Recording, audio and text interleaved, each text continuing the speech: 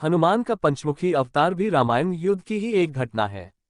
अहिरावण जो कि काले जादू का ज्ञाता था, उसने राम और लक्ष्मण का सोते समय हरण कर लिया और उन्हें विमोहित करके पाताल लोक में ले गया। उनकी खोज में हनुमान भी पाताल लोक पहुंच गए।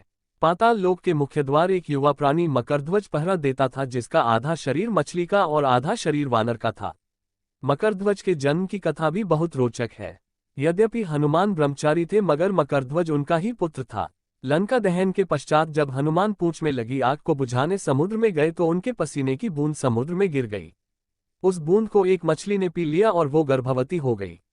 इस बात का पता तब चला जब उस मछली को अहिरावण की रसोई में लाया गया।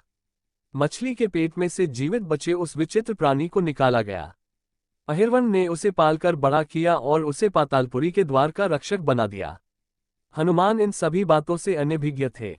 यद्यपि मकरध्वज को पता था कि हनुमान उसके पिता हैं, मगर वो उन्हें पहचान नहीं पाया क्योंकि उसने पहले कभी उन्हें देखा नहीं था।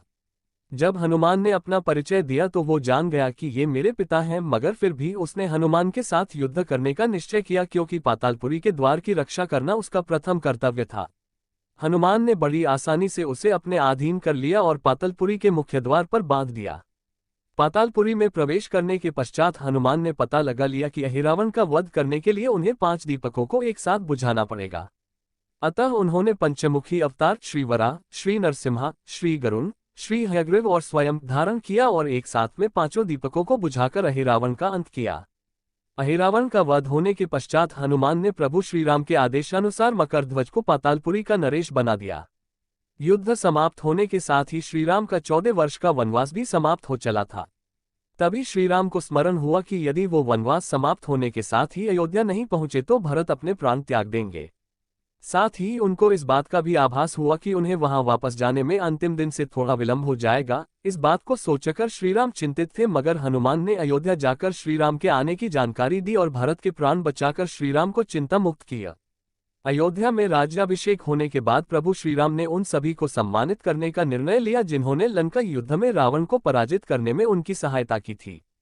उनकी सभा में एक भव्य समारोह का आयोजन किया गया जिसमें पूरी वानर सेना को उपहार देकर सम्मानित किया गया।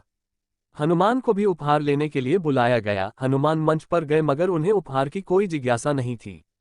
हनुमान को ऊपर आता देखकर भावना से अभिप्लुत श्रीराम ने उन्हें गले लगा लिया और कहा कि हनुमान ने अपनी निश्चल सेवा और पराक्रम से जो योगदान दिया है उसके बदले में ऐसा कोई उपहार नहीं है जो उनको दिया जा सके।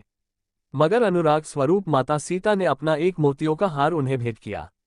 उपहार लेने के उपरांत हनुमान माला के एक एक मोती को तोड़कर देखने लगे। ये देखकर सभा में उपस्थित सदस्यों ने उनसे इसका कारण पूछा तो हनुमान ने कहा कि वो ये देख रहे हैं मोतियों के अंदर उनके प्रभु श्रीराम और माता सीता हैं कि नहीं, क्योंकि यदि वो इनमें नहीं है तो इस हार का उनके लिए कोई मूल्य नहीं है। ये सुनकर कुछ लोगों ने कहा कि हनुमान के मन में प्रभु श्रीराम और माता सीता के लिए उतना प्रेम नहीं है जितना कि उन्हें लगता है। इतना सुनते ही हनुमान ने अपनी छाती चीर के लोगों को दिखाए और सभी ये देखकर स्तब्ध रह गए कि वास्तव में उनके हृदय में प्रभु श्रीराम और माता सीता की छवि विद्यमान थी। अगर आपको कहानी अच्छी लगी हो तो वीडियो को लाइक करें, चैनल को सब्सक्राइब करें।